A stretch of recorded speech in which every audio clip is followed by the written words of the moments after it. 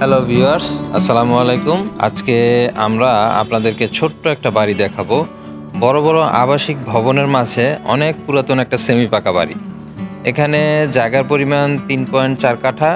আপনারা এখানে নিজের মনের মতো করে নতুন একটা বাড়ি করতে পারবেন, কারণ এখানে গ্যাসের সংযোগ, বিদ্যুতের সংযোগ এবং পানির সংযোগ রয়েছে।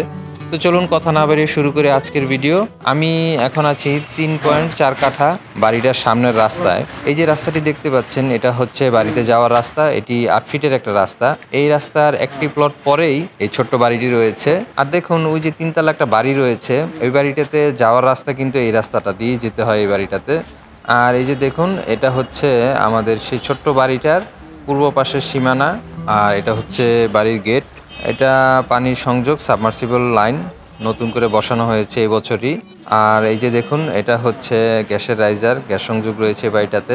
বাড়িটি কিন্তু এখন ভাড়া দেওয়া আছে, এখান থেকে প্রতি মাসে ভালো একটা টাকা ভাড়া আসে। মূলত এই বাড়িটা দেখতে খুবই পুরাতন একটা বাড়ি, দেখতে খুব একটা সুন্দর না।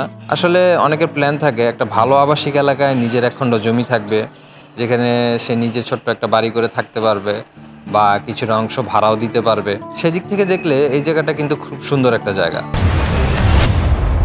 আপনারা যারা জমি বা বাড়ি বিক্রি করার কথা ভাবছেন, তারা নিশ্চিন্তে আমাদের সাথে যোগাযোগ করতে পারেন। আপনি খুব সহজেই এই জায়গায় চলে আসতে পারবেন। এই জায়গার লোকেশন আপনাকে একটু বলে দিই। সাইনবোর্ড বা মাতোয়াইল থেকে হাজী বাদশাহ মিয়া রোড বা ডগাইর রোড দিয়ে আপনি এখানে চলে আসতে পারবেন, বা ড্যামরা কোনাপাড়া দিয়েও আপনি এখানে আসতে পারবেন। পুরাতন 10তলা কলেজের পাশে মুসলিমনগর এলাকায় এই জায়গাটি রয়েছে। প্রতি কাঠা 45 লক্ষ টাকা করে দাম রয়েছে এই জায়গাটির। আমি মালিক প্রতিনিধির নাম্বারটি দিয়ে দিচ্ছি স্ক্রিনে।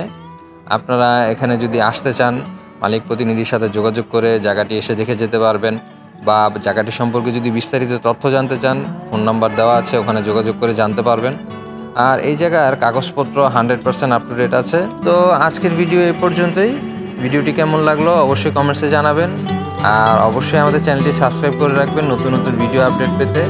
সবাই ভালো থাকবেন, সুস্থ থাকবেন। ধন্যবাদ।